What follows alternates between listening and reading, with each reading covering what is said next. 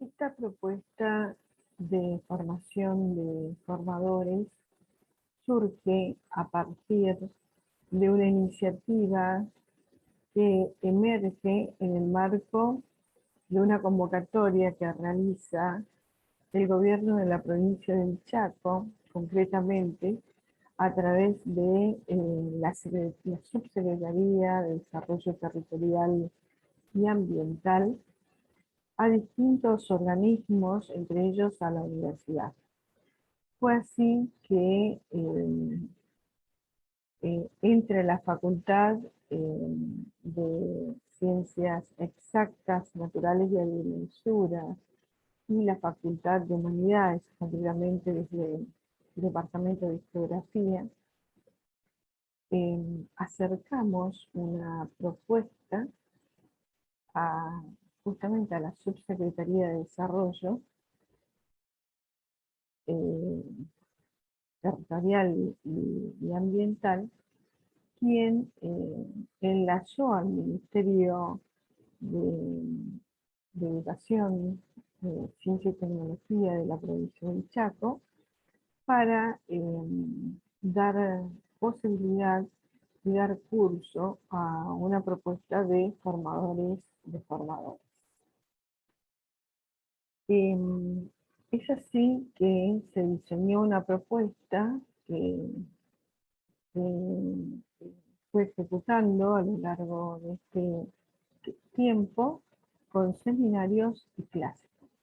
En esta oportunidad vamos a dar lugar a un seminario que intenta esclarecer en términos conceptuales y metodológicos lo que implica el sistema ambiental, pero desde una perspectiva humanista y crítica, y bajo una concepción, y concretamente desde un paradigma ambientalista humanista, que coincide que el ambiente es de todos y para todos, y que propende al buen vivir de todos los integrantes de la comunidad.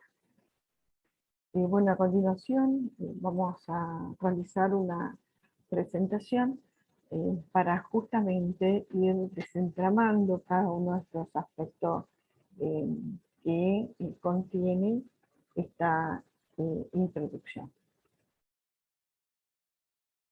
Ustedes van a ver a continuación esta presentación con todas las instituciones que están involucradas, y el título de la misma tiene que ver con el sistema ambiental desde la perspectiva del espacio geográfico.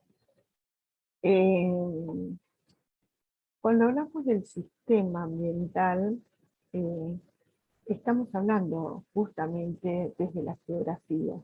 Y la geografía es la ciencia del espacio, entendiendo justamente que el paisaje geográfico constituye un complejo integrado por diversos hechos físicos y biológicos. En este sentido, puede asimilarse a un organismo viviente del cual debemos conocer su anatomía, es decir, cada uno de sus órganos y la forma en que estos se relacionan entre sí para asegurar su funcionamiento. El espacio es el escenario físico donde se desarrollan los procesos históricos, económicos y sociales, y que muy bien lo definió Enrique Bruniar ya en el año 1997.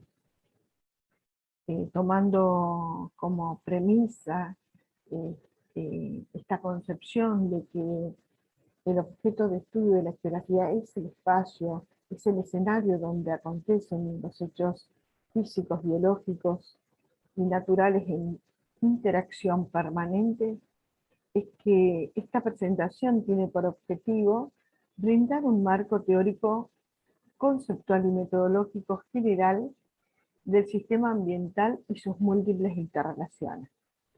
Y de hecho se espera que a través de la comprensión de dicho dinamismo se dimensione la importancia del accionar antrópico para identificar su funcionamiento, comprender la noción del equilibrio ambiental o lo que concebimos como tal, orientado a planificar y ordenar el territorio en términos de desarrollo sostenible. Cuando hablamos de espacio geográfico, estamos hablando de la cultura. Y en esto podemos citar a varios referentes que ameritan justamente una atención particular, aludiendo a esta perspectiva de análisis que anunciábamos hacía un momento. El territorio es el resultado de la interacción de los seres humanos en el espacio terrestre. Interacción que tiende a mejorar y equilibrar racionalmente el carácter de la morada del hombre. La morada entendida como el lugar de hábitat, el lugar que por lo general los seres humanos eligen donde vivir. En este lugar, ya Humboldt lo decía, que se da una serie de interconexiones de orden natural propia del funcionamiento físico natural, y que Ritter habla de las conexiones areales, es decir, que un espacio que reúne ciertas particularidades únicas e irrepetibles está interconectado con otras áreas. Nada de lo que acontece se da en forma aislada, sino que tiene una relación dinámica y permanente en distintas escalas territoriales. Lo local repercute en lo regional y en lo nacional e internacional y viceversa. Ratzel, con una dimensión mucho más determinista, en el sentido de que la ocurrencia de las relaciones entre los seres humanos y de la naturaleza es recíproca y viceversa. Él hablaba de una antropogeografía, pero siempre pensando que el espacio condicionaba la vida de los seres humanos. Vidal de la Blache, sin embargo, ante un paradigma posibilista, considera que la acción humana es transformadora del espacio, conforme las pautas culturales de los seres humanos que viven en él. Vale decir que hay una interacción permanente entre los subsistemas vinculados a lo físico-biológico con el sistema natural. Esta interrelación, esta trama de interrelaciones que se dan en forma dinámica entre unos y otros determinan las configuraciones espaciales. Chardin dice que el tiempo es producto neto de la cultura, perdón, el territorio es producto neto de la cultura humana. Y él habla del nos antropológico, de la noósfera. Todo lo que vemos como paisaje es fruto de la intervención humana. No existe en el planeta ningún lugar donde los seres humanos no hayan podido acercarse o intervenir.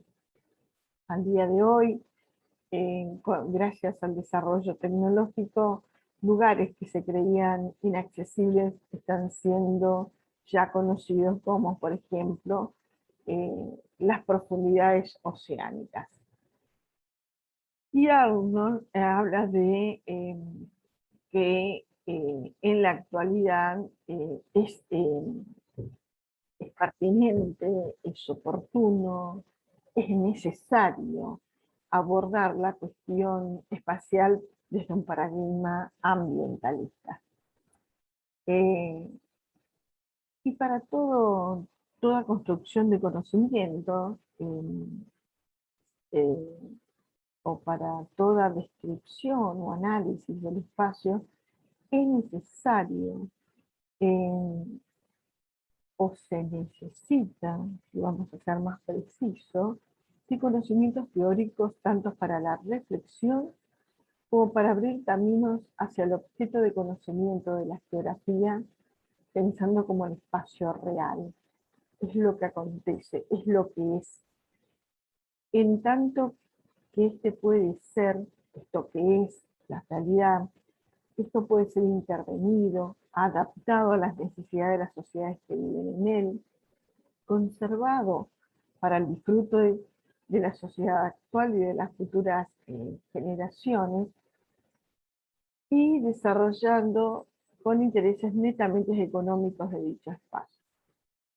Y me quiero detener en estos dos últimos aspectos, porque lo dice nuestra Constitución, la Constitución Nacional Argentina, particularmente en su artículo 41, pensando en un ambiente saludable eh, para el bienestar de las presentes y futuras generaciones.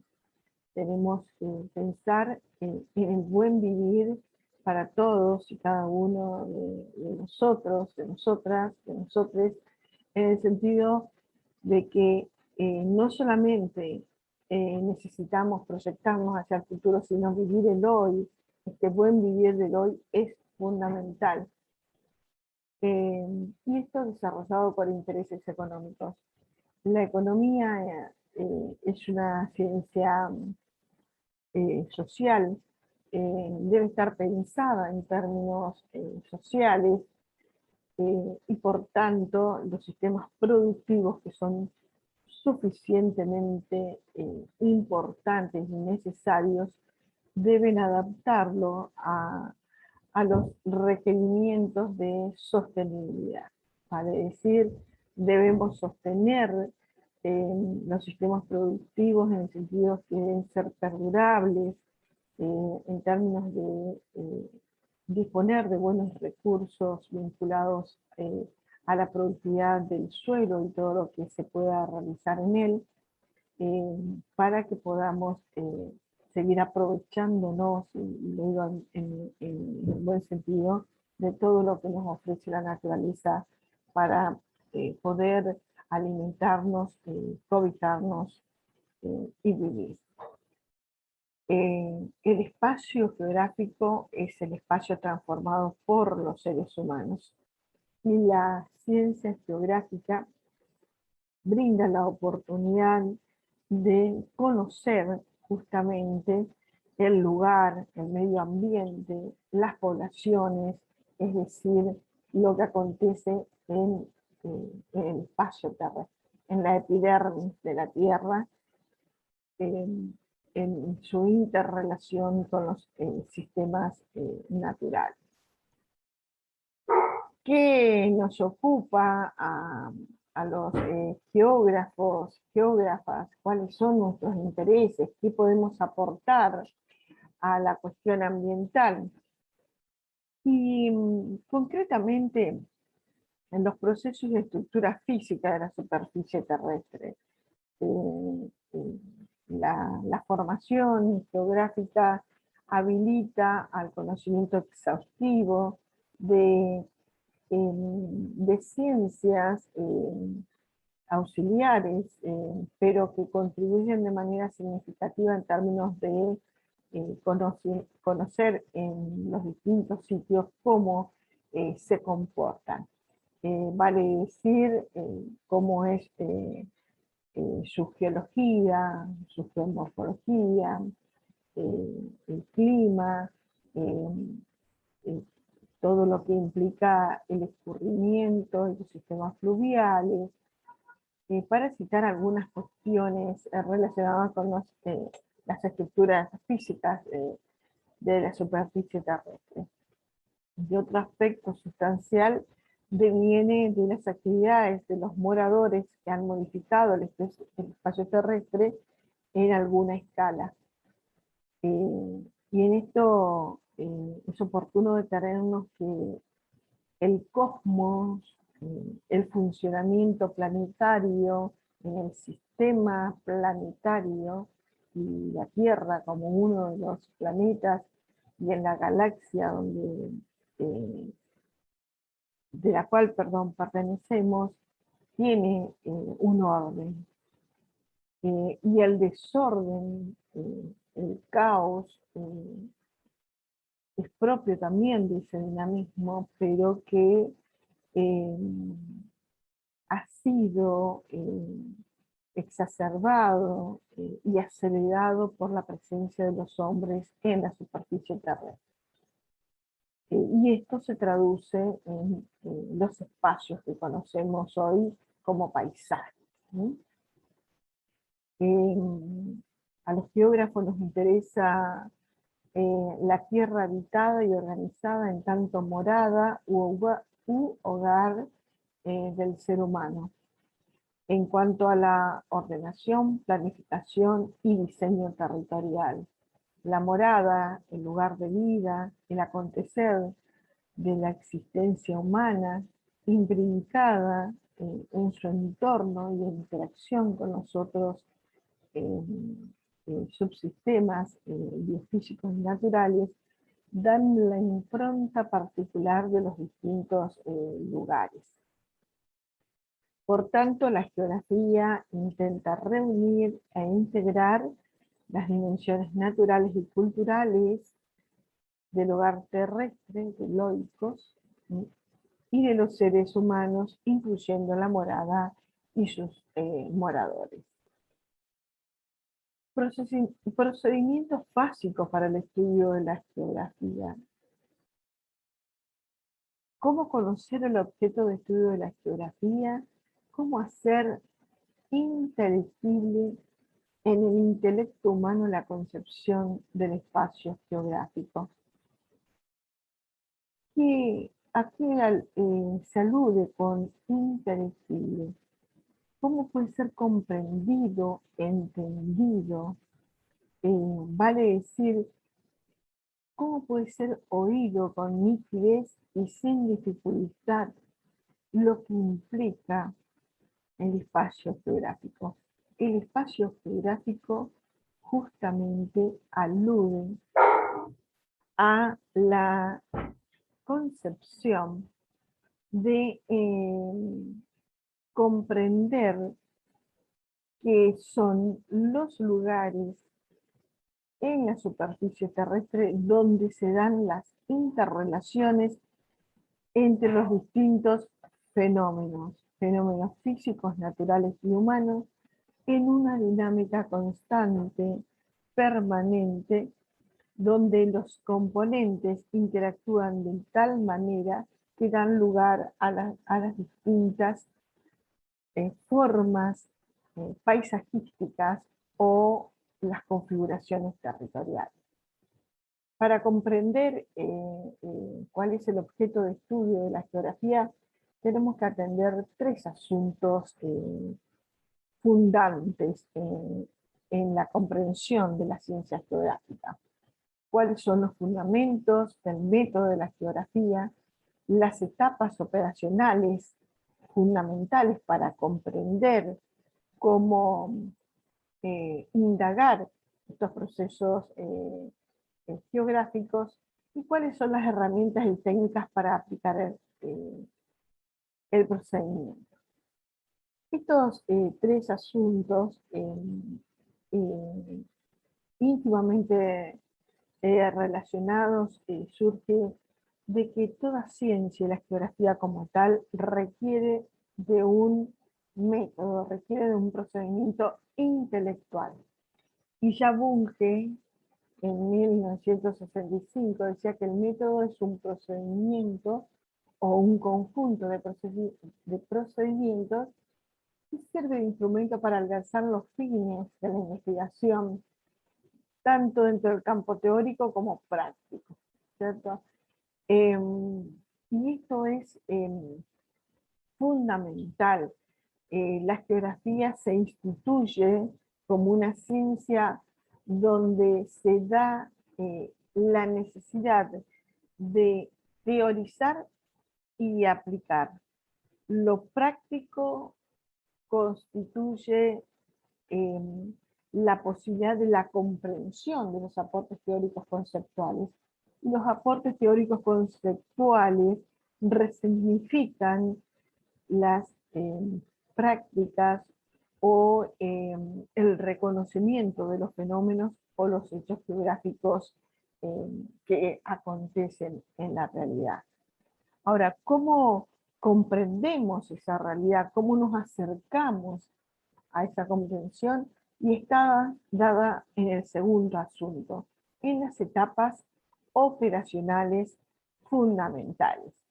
Vale decir, en los principios directrices de la ciencia geográfica, que tiene que ver con el principio de localización, que responde a la pregunta, ¿dónde está? ¿Dónde ocurre? La localización puede ser absoluta en términos de las coordenadas geográficas que nos permiten, a través ahora con el desarrollo tecnológico y los dispositivos de geolocalización y los sistemas satelitales, conocer con precisión la latitud y longitud de cualquier punto en el planeta. E inmediatamente de dónde está es cómo se comporta ese fenómeno que está allí. Y ahí vamos directamente a un concepto de distribución de los fenómenos, es decir, ese fenómeno que está allí se comporta de determinada manera, tiene ciertas particularidades, y tomando como ejemplo, podemos hablar de la distribución de la población. Es decir, esa población, ¿dónde está en ese espacio? Y ese dónde está, a su vez, ¿cómo está? Es decir, ¿cómo se distribuye? ¿Dónde están las áreas de mayor concentración de población? ¿Dónde están las áreas de menor concentración de población? Y inmediatamente, una vez que nosotros podemos reconocer dónde está y cómo está, si está concentrada, si está dispersa, por ejemplo, la población, preguntarnos, ¿siempre fue así? ¿Siempre estuvo concentrada? ¿Siempre esta población estuvo dispersa? Y aparece allí el principio de actividad. Vale decir que todos los fenómenos geográficos que están en la superficie terrestre sufren modificaciones, cambian con el devenir de los tiempos. Y avanzando en otro asunto que es muy importante, es que las distintas herramientas que nos permiten comprender estos principios anunciados con anterioridad, para poder explicar estas particularidades de cómo es esta población, siempre ha sido de este modo, se recurre a aspectos que tienen que ver con el principio de conexión, de conectividad. Para poder explicar cualquier fenómeno, se requiere conocerlo, identificarlo, para poder luego describirlo y caracterizarlo. Pero para ello yo tengo que establecer primero cuáles son sus componentes, cuáles son sus particularidades y qué tipo, qué nivel de relación tiene para con los otros componentes. Porque llegamos a la fase que son complementarias pero imprescindibles, que es describir, explicar y llegar a la tan mentada síntesis geográfica que tiene como función establecer las interconexiones entre los fenómenos para dar rasgos peculiares, únicos e irrepetibles de ese sitio. Entonces, como cierre de esta etapa, es fundamental para poder escribir cualquier ambiente o fenómeno ambiental los principios directrices de la ciencia geográfica. Vale decir que la geografía proporciona dispositivos intelectuales que habilitan la posibilidad de comprender la compleja y dinámica estructura del ambiente. Forma, tiene como misión formar, ¿no es cierto?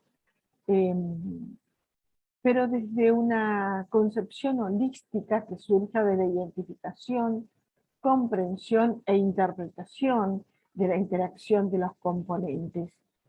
Vale decir que en la geografía no es posible explicar ningún fenómeno si no se lo proyecta desde la interacción de los componentes interactuantes en ese espacio y en ese momento.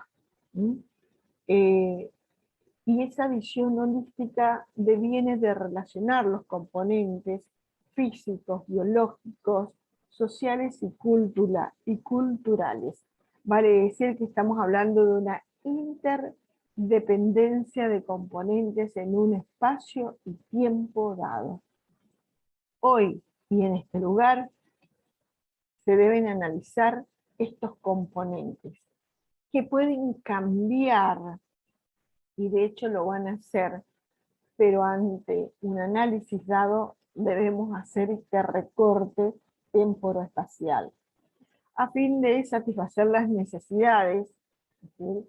Toda explicación geográfica tiende justamente a satisfacer las necesidades materiales, inmateriales, culturales y espirituales de las presentes y futuras generaciones de la humanidad. Todo estudio geográfico atraviesa por todo este proceso analizado y explicado precedentemente, pero está orientado justamente a poder dilucidar y proyectar condiciones de vida que propendan a una mejor forma de vivir, a un mejor buen vivir. La geografía entonces es la ciencia de las relaciones, no se la puede conseguir de otra manera. Las relaciones que se dan entre los distintos componentes constitutivos de la misma. Componentes de orden físico, biológico, es decir, naturaleza, con los fenómenos antrópicos que vienen de los seres humanos en su intrincada interrelación completa, permanente, holística para explicar los fenómenos.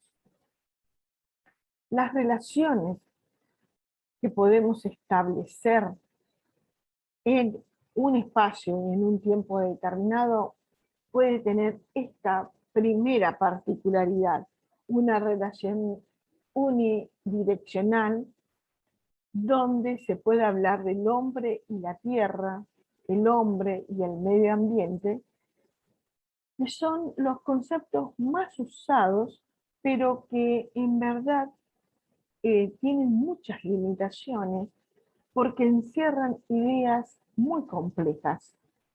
Primero, que si hablamos de una unidireccionalidad, se pierde de vista el carácter cambiante de los fenómenos y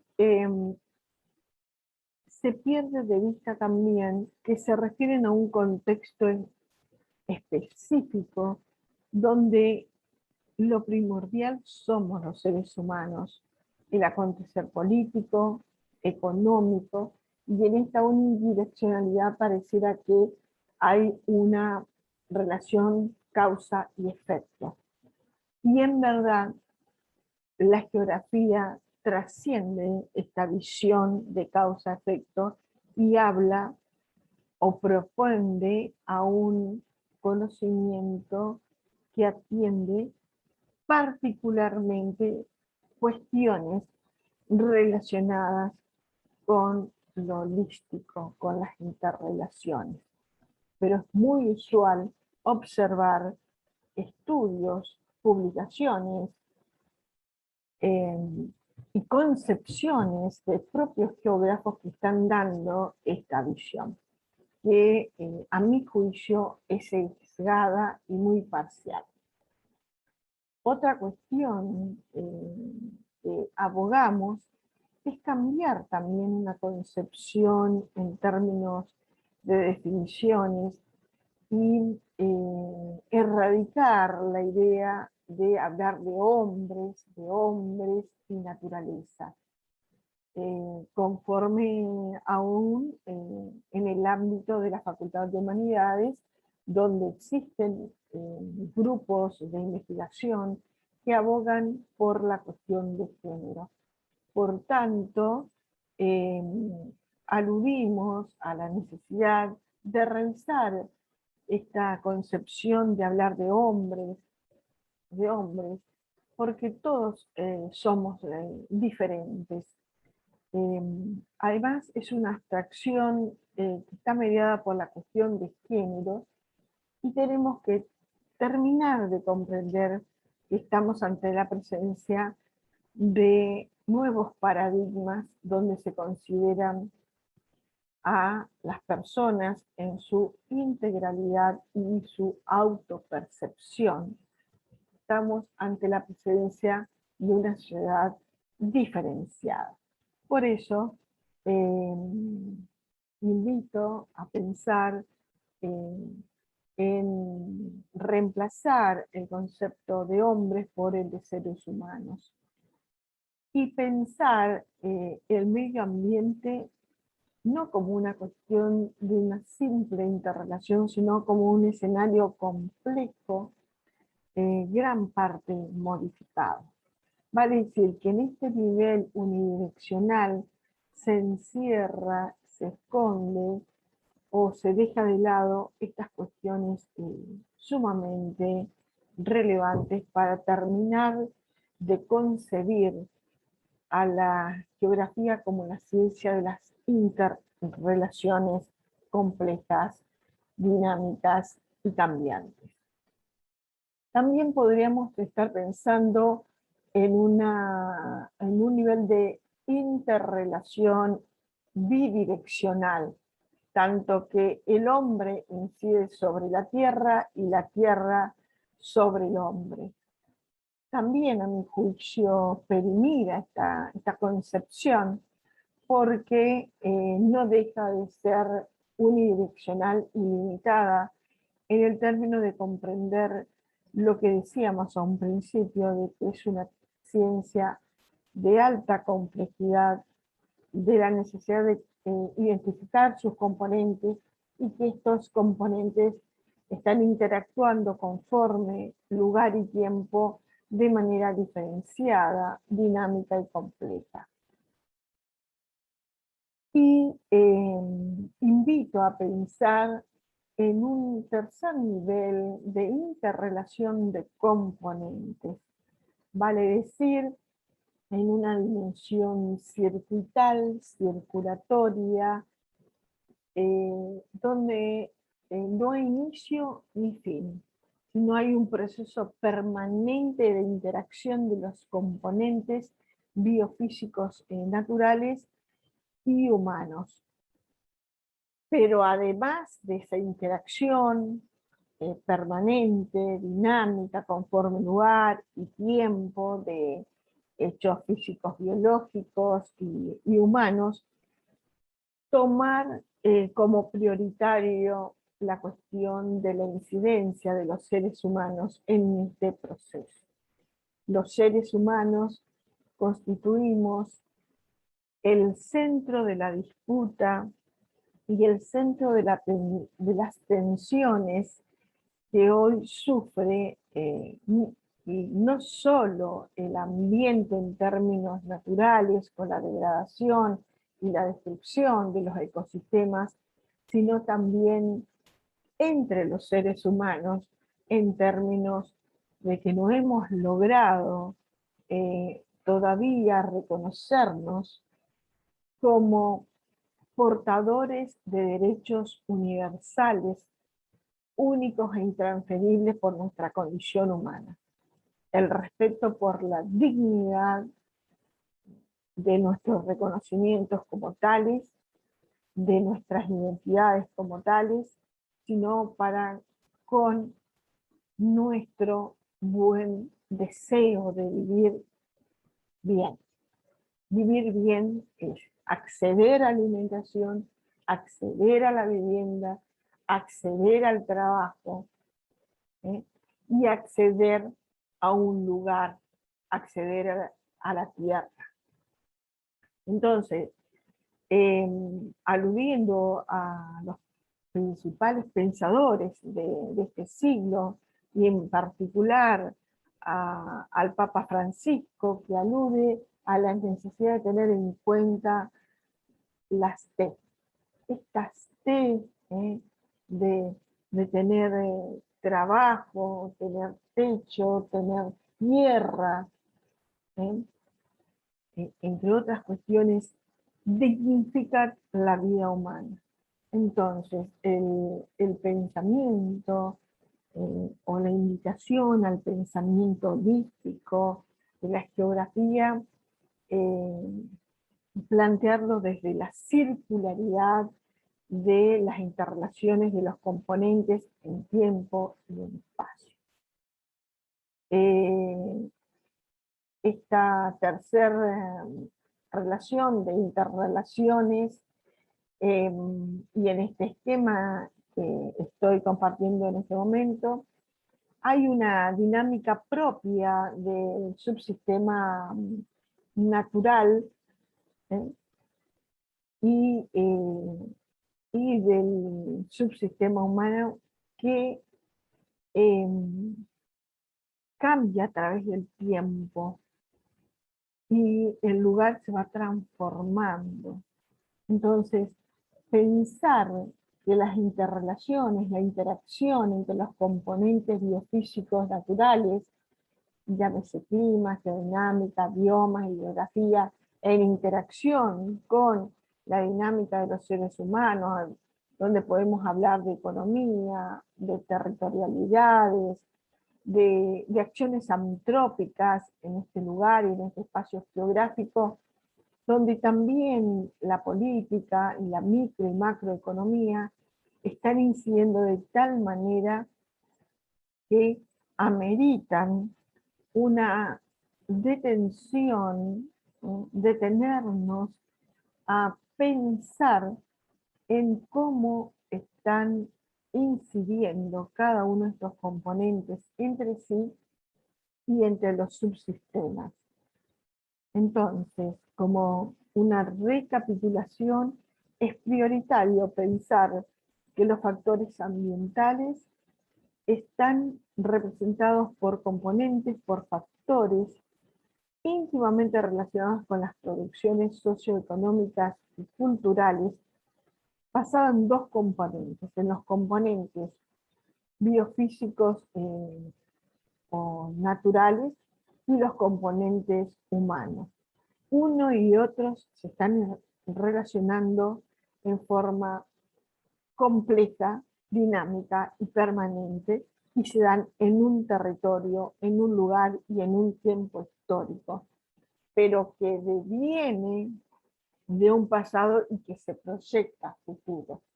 Pero el hoy es fundamental para comprender lo que nosotros llamamos espacio geográfico.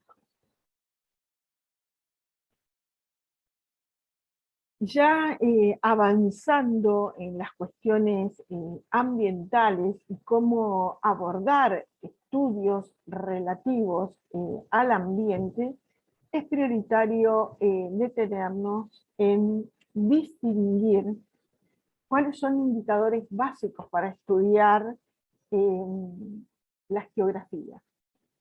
El Organismo para la Cooperación del Desarrollo Económico en el año 1993 formula el primer sistema de indicadores internacionales para poder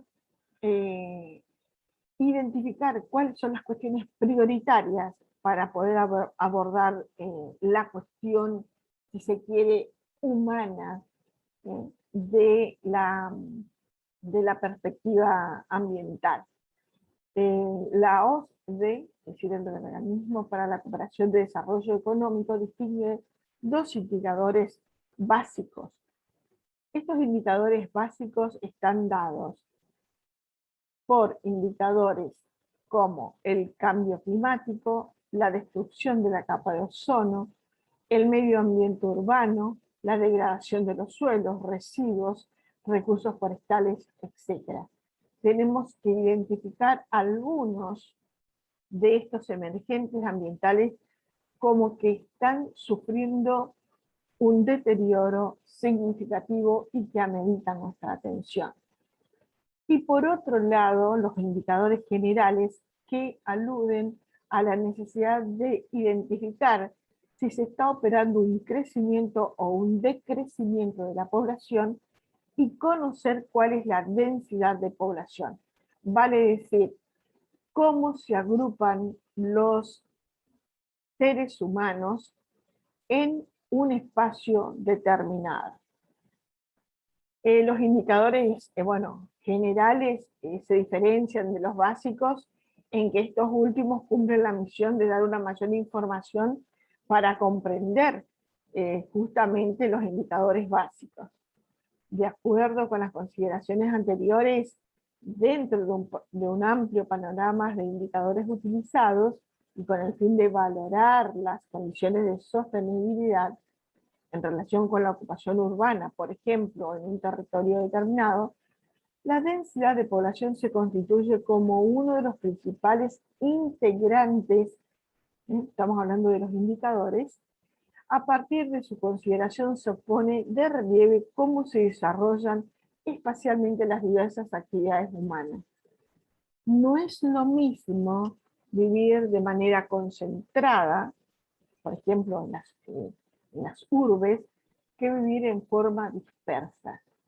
Cada una conlleva aspectos positivos y negativos, pero la concentración de la población en sitios determinados conllevan una diversidad de problemas que ameritan una resolución urgente. Y la pandemia COVID-19 nos trajo a colación que no es lo mismo vivir hacinados que vivir dispersos. Esto es un gran llamado de atención para considerar por qué es importante saber sobre cómo se concentra la población. Y en este sentido, cuando hablamos de distribución de la población, y tomando algunos parámetros para su comprensión, podemos decir que la población se puede distribuir en forma regular, agrupada o al azar. ¿Qué quiere decir esto? Que la densidad de población es un indicador de sostenibilidad. No es lo mismo vivir de una forma que de la otra. Por proximidad, la relación espacio y cantidad de población.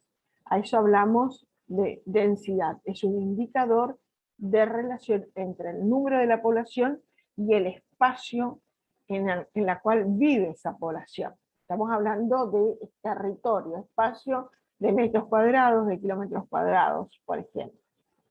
Se trata de un parámetro útil para la toma de decisiones políticas, interpretable con facilidad y capaz de mostrar tendencias. Se configura como una medida de necesaria consideración a los efectos de solucionar el problema de la degradación del suelo, respondiendo al interés último del desarrollo sostenible. Vale decir que es meritorio, es necesario, es prioritario conocer el nivel de concentración o de hacinamiento de las poblaciones que viven en las urbes. La cantidad de habitantes por metro cuadrado de una vivienda, por ejemplo. Para mencionar algunos aspectos fundamentales de la validez de utilizar como indicador la densidad de la población, estamos hablando de un indicador ambiental, recuerden ustedes, de un indicador ambiental general, se debe destacar, entre otros, lo siguiente. La relevancia política que supone la mayor o menor presión demográfica de un determinado territorio. Es necesario tener el conocimiento de la evolución a lo largo del tiempo del crecimiento poblacional, porque el crecimiento poblacional en sí no es un problema ambiental, sino la relación entre ese crecimiento natural, o también llamado crecimiento poblacional, en relación con la disponibilidad al acceso, por ejemplo, de alimentos y de agua potable y de una vivienda digna. La creciente proliferación de estudios acerca de fenómenos relacionados con la densidad de población es que se pretende abordar el problema de la falta de realismo que presentan los planeamientos generales y de desarrollo. Se construyen viviendas sin muchas veces reconocer cómo se compone el hogar que van a habitar esas viviendas. Los hogares integrados por grupos de relación consanguínea o no consanguínea, es decir, los grupos que deciden vivir bajo un mismo techo, es un elemento fundamental para poder conocer cuáles son las condiciones de habitabilidad y es un elemento sustancial de la dignidad humana. La información adecuada que se obtiene del crecimiento poblacional a lo largo del tiempo para los decisores políticos, para los responsables que deben tomar decisiones en materia de suelo. Vale decir que la vivienda debe estar inscrita también en un uso adecuado, óptimo, sostenible y como derecho a vivir no solamente en una vivienda, sino en un suelo apto en términos de que no sea inundable, que tenga accesibilidad a los principales servicios comunitarios. Pensar en el hábitat, en la vivienda y en ese entorno sociocomunitario donde sea accesible a los servicios básicos y a los servicios de los bienes culturales. La densidad de población, para cerrar entonces, es un elemento sustancial porque es un indicador de sostenibilidad. No es lo mismo vivir hacinados y con determinadas características de vivienda que vivir hacinados con determinadas características de vivienda. Y uno de los elementos sustanciales para poder detectar este estado de situación no solamente deviene del manejo de datos estadísticos que provee, por ejemplo, el INDEC, sino reconocer los sitios en los territorios, en los contextos próximos de vida. Y las fotografías son un documento esencial para este tipo de análisis, tal como se muestra en este ejemplo. Ahora, cuando hablamos de los grupos humanos que viven en un lugar determinado, es fundamental conocer la composición de la población. Estrictamente, cuando hablamos de composición de la población, nos estamos refiriendo a la distribución de una población de uno o más rasgos o atributos contenidos individualmente.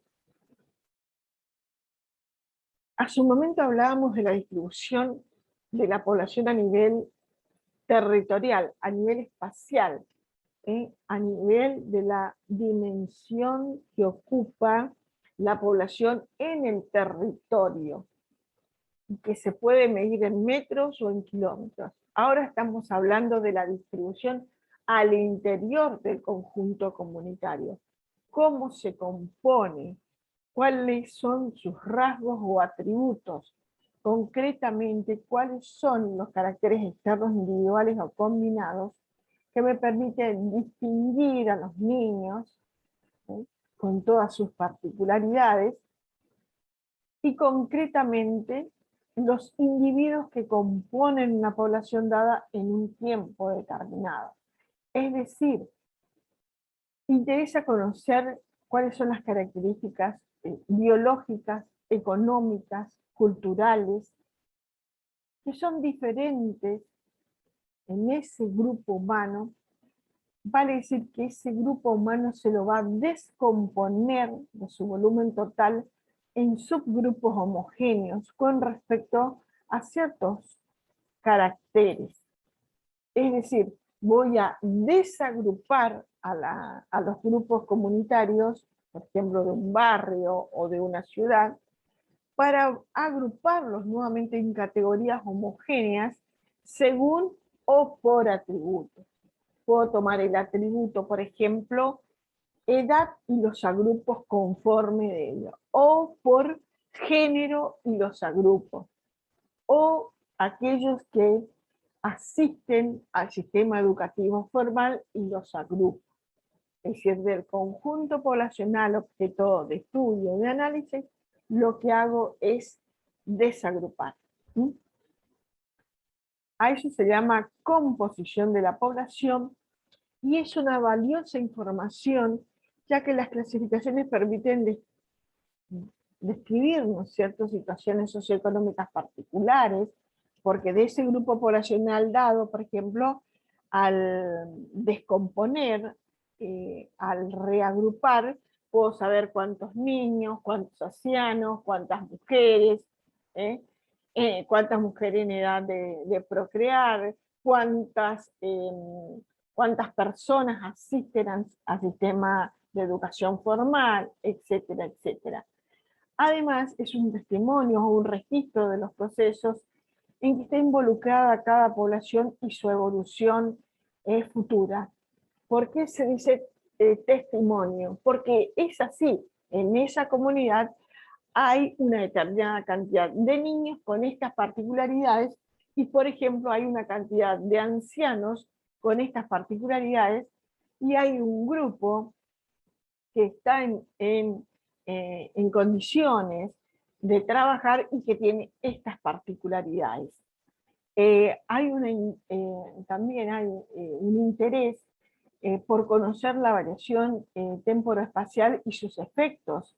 Es decir, este grupo de población de niños que tienen estas edades, al día de hoy, tienen, por ejemplo, 3 o 4 años.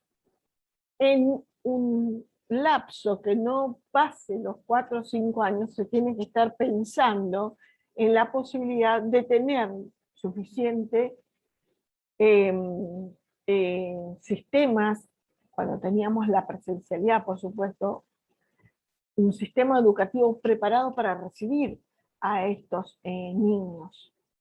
Y hoy con la pandemia es sustancial conocer la cantidad de niños, niñas en condiciones de recibir, por ejemplo, asistencia virtual para que puedan continuar con sus estudios.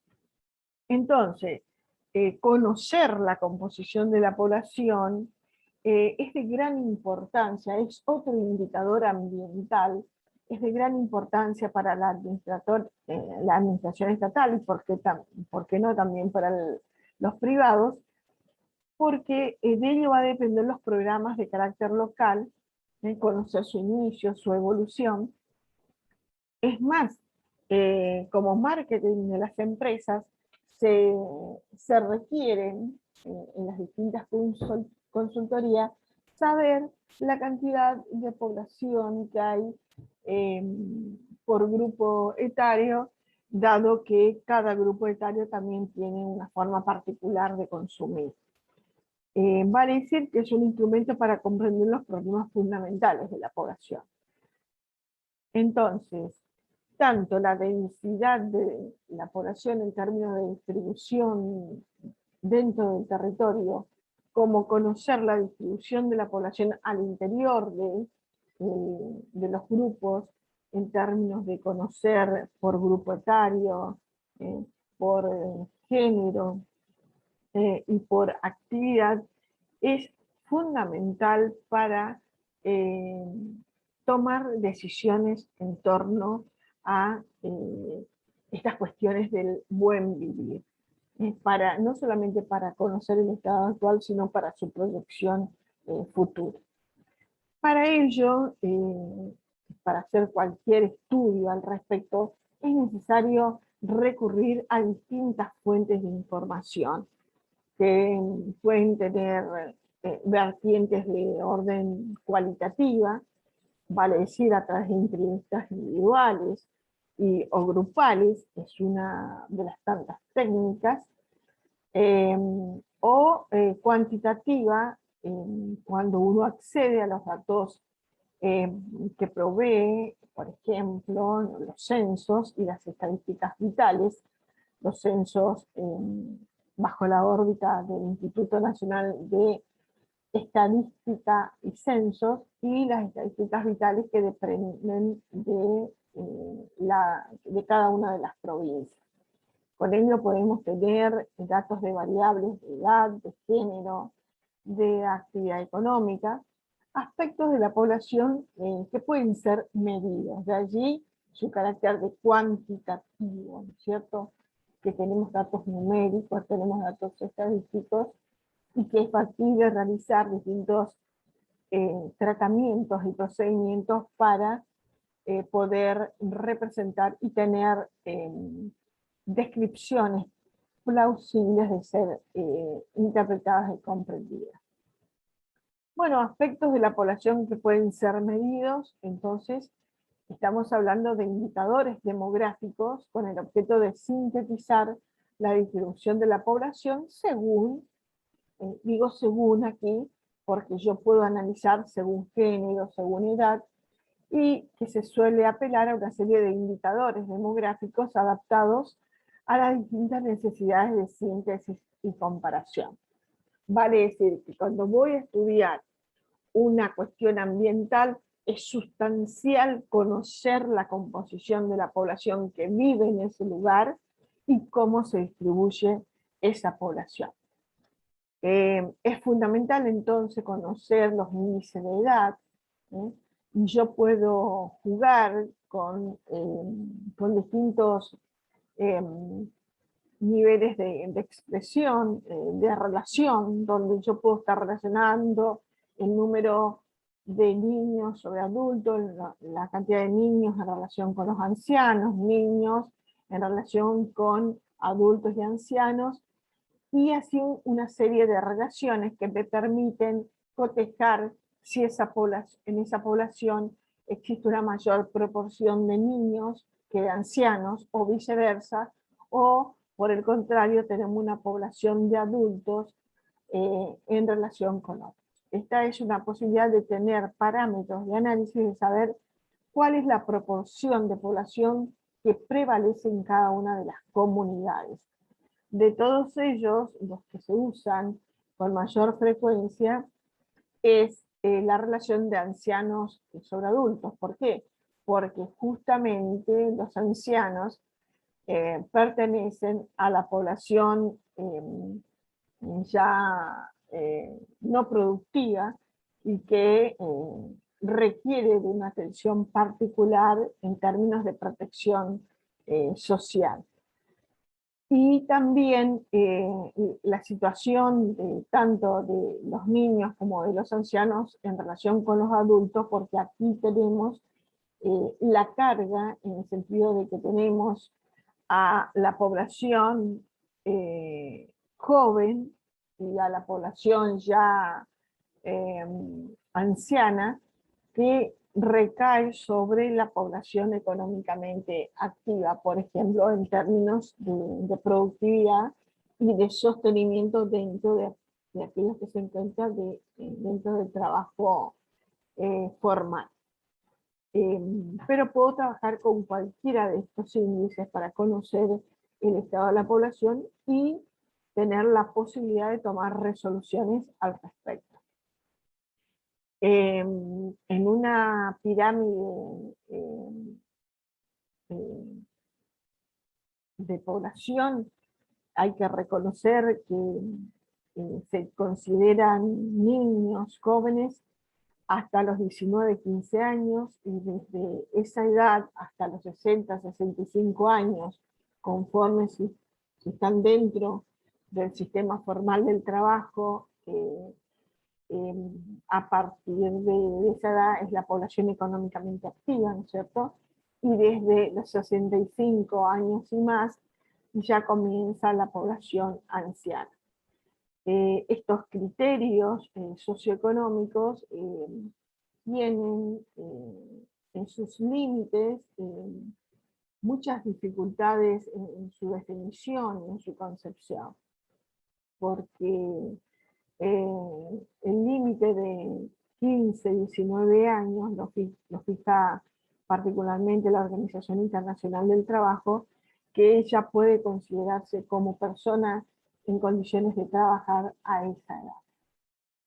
Cuando sabemos que en nuestras realidades muchas veces los jóvenes no están preparados ni existe un trabajo formal que atienda a esta comunidad como la población económicamente activa. Y lo mismo ocurre con el límite de inicio de la ancianidad. Hay muchas personas que sobrepasan esa edad y que todavía están trabajando porque no tienen un resguardo social para poder atribuirse la posibilidad de jubilarse, por ejemplo.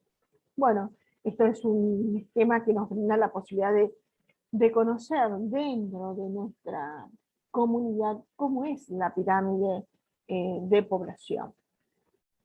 Y en esta página ustedes tienen cuáles son las particularidades de ser anciano, de ser adulto y de ser jóvenes, ¿no es cierto?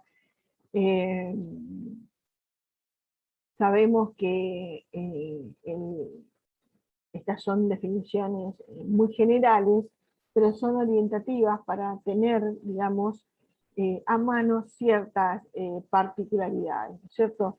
En el caso de los jóvenes, el manifiesto crecimiento en términos de talla y peso, las particularidades de su desarrollo en términos de sus glándulas sexuales, en fin, las particularidades de cada uno de ellos, y en el caso de los adultos, su inserción en términos laborales y de aporte al sistema económico, ¿no es cierto?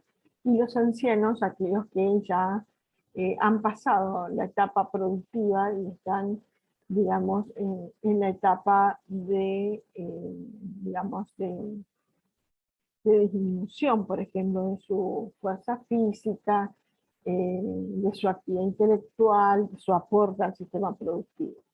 Bueno, todas estas cuestiones simplemente son a modo de ejemplo y una propuesta general que también amerita un reconocimiento de las particularidades de cada grupo de edad conforme también los lugares y las culturas. Para hablar entonces de pirámides de población, vamos a considerar el sexo y la edad para hablar de las pirámides de población. Y en relación con el sexo, haciendo una mención particular de, aquí se toman los datos que provienen de los organismos oficiales y por lo tanto se toman tal cual aparecen en en las tablas estadísticas. Se trata de una representación gráfica, un histograma doble. Es un gráfico en barras compuestas separadas por un eje que está separando varones de mujeres, en este vertical, ¿no es cierto? Donde tenemos a su vez el eje de las abscisas que muestra los efectivos de la población, ¿eh? Tanto entonces varones como mujeres. Y acá es oportuno señalar que el eje vertical está separando los géneros, varones, esto es algo homologado a nivel internacional, los varones se los representa a la izquierda y las mujeres a la derecha y puede tener distintas coloraciones. Y luego cada una de las barras están representando en forma proporcional la cantidad que hay de cada grupo etario, por ejemplo, de 0 a 4 años, en relación con el total de la población, y así cada uno de los grupos etarios. Y en la pirámide se puede identificar la base, el centro y la cúspide. Hay programas informáticos que la pueden realizar, pero también se lo puede hacer en forma manual. Básicamente lo que estamos queriendo mostrar, que se trata de una representación, de un perfil, de una silueta, donde en la base de la pirámide se muestra el efecto generacional, en el eje vertical el efecto de la edad, es decir, vamos de las edades más bajas, de 0 a 4 años, hasta 80 y más años. Entonces, cuando leemos una pirámide, es conveniente tener en cuenta que lo que estamos mirando tiene que tener un sentido horizontal y un sentido vertical. En el sentido entonces horizontal vemos el efecto generacional y vemos la natalidad, los movimientos migratorios que se suelen dar preferentemente en los grupos centrales, y si estamos hablando de los grupos de los jóvenes y adultos. Y en el análisis vertical, y por el efecto de la edad, podemos vislumbrar también el análisis de la mortalidad. Estos son algunos elementos de análisis, vale decir, que muestran una situación de la población de un lugar y en un momento concreto, a la vez que permite acceder a información más amplia como expresión dinámica de las características demográficas y de hechos históricos y económicos sociales que circunstancialmente lo afectan. ¿Qué quiero decir con esto? Que es una representación estática conforme los datos estadísticos que se manejan en ese momento, pero que perfectamente se puede hacer una pirámide de población a nivel de localidades si se tiene el dato de los grupos de edades y según género, varón o mujer, y se puede representar. Y esto es un valioso instrumento de análisis para conocer la composición de la población de un lugar determinado. Y como para cerrar ya esta presentación y reconocer cómo opera, ¿no es cierto?, estas circunstancias, conveniente visualizar con claridad este esquema.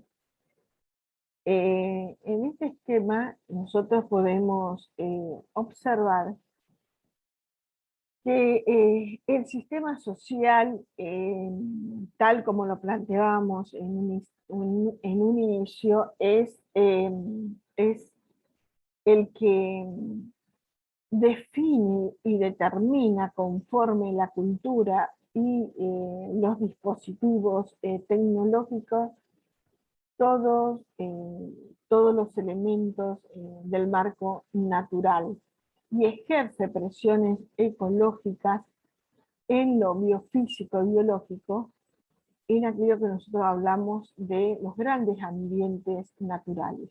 Vale decir que los seres humanos estamos presionando por acción antrópica al medio ambiente, modificándolo, haciendo alteraciones, contaminación y sus respectivas consecuencias.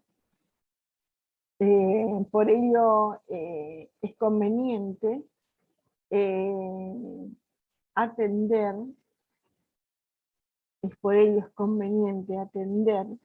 al nivel de relación, a nivel de relación 1, tal como aparece en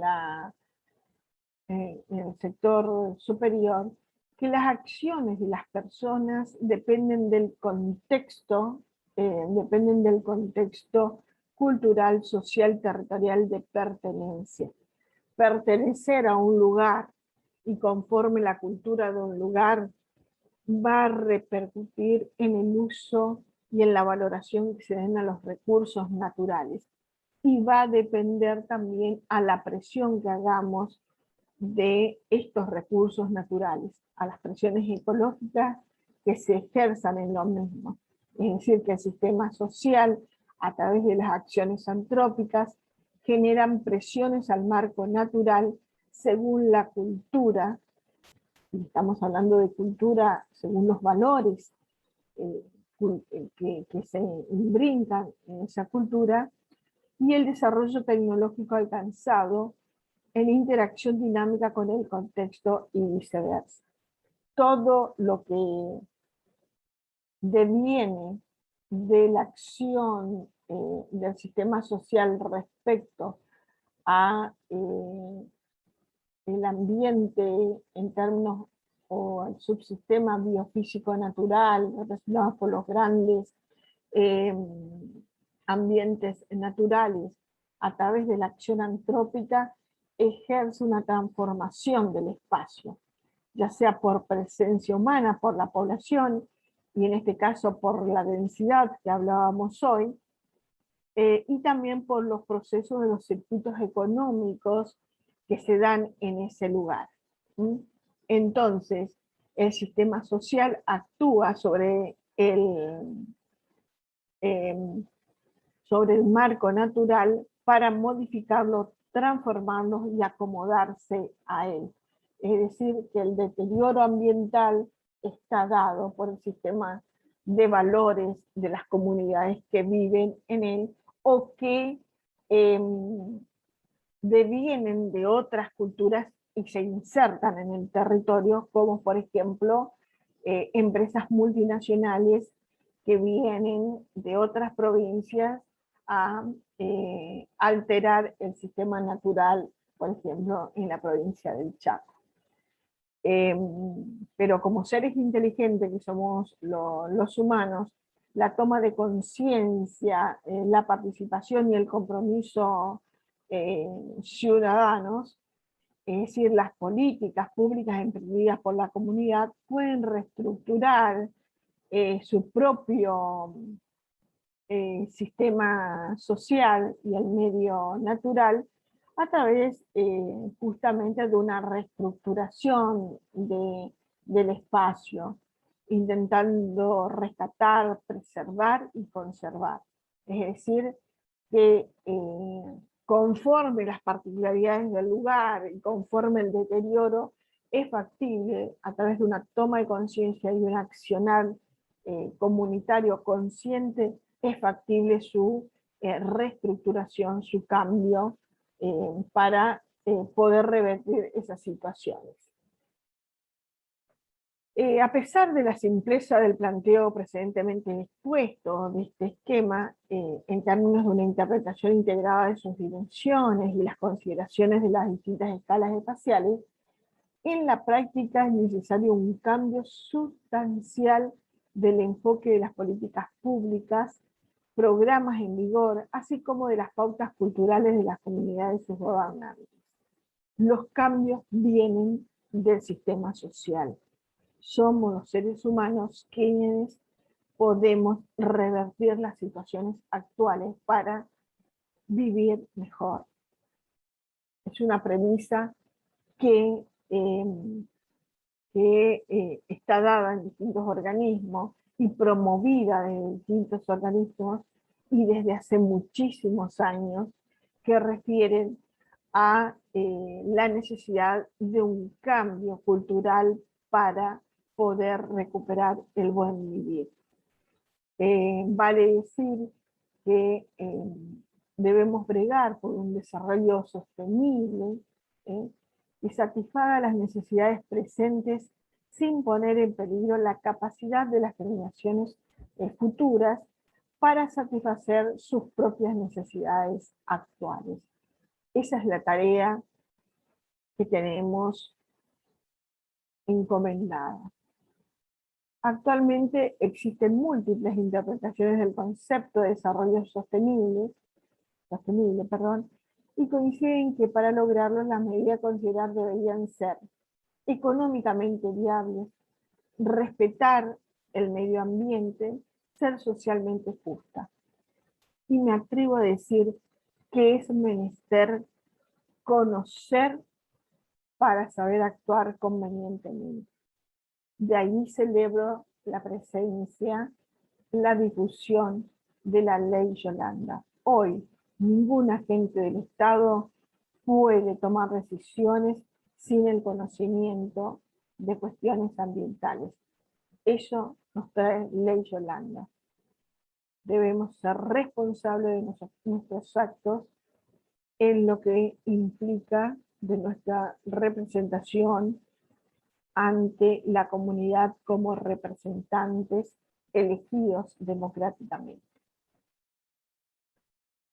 Por tanto, apelamos a la necesidad de construir una agenda ambiental como una herramienta de planificación que oriente y apoye el desarrollo sostenible del ámbito ambiental territorial de nuestros lugares, para mejorar la gestión ambiental, el desarrollo sostenible, sustentable, en armonía con la naturaleza, profundizando el proceso de integración y fortalecimiento de las capacidades provinciales en materia ambiental, pero sin descuidar la vertiente social y económica. Este objetivo general se traduce en 3 objetivos específicos: mejorar la calidad ambiental, orientar los procesos culturales y sociales hacia la sostenibilidad, fortalecer la administración para una mejor gestión ambiental,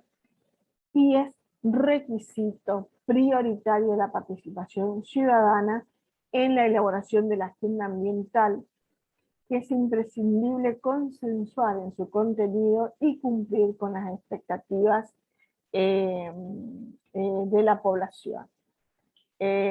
Hay algunas experiencias a nivel de intervención de distintas cuestiones, en el caso del Plan Urbano de Higiene Ambiental Municipal, y para cerrar, el ambiente es equivalente a geografía. No es posible hablar de ambiente sin saber geografía. Y la geografía es la ciencia que brinda un aporte científico integral, bajo perspectivas metodológicas variables, cual y cuantitativas, pero sustantivas, es decir, refrendadas en el método científico, con fuentes de información validadas, confiables y accesibles. Debemos generar un sistema de base de datos con rigor procedimental de datos, pero con conceptos claros, una definición conceptual, de qué se quiere abordar, en qué términos, de la selección de variables también adecuadas y la definición de índices, indicadores, etc. Y amerita un análisis riguroso en base a una lectura de series de datos, conceptos, teorías, representaciones esquemáticas, gráficas, cartográficas, etc. Contrastar, comparar y llegar a la aproximación explicativa con consideraciones de cierres y propuestas. Vale decir que es necesario especificar, según el interés sociocomunitario del contexto, cuál es el problema ambiental prioritario que amerite ser atendido de manera urgente dentro de cada comunidad. Aunar criterios dentro del marco teórico metodológico referenciales básicos. Necesito aplicar el método científico, en este caso ya se enunciaron algunos aportes específicos de la ciencia geográfica.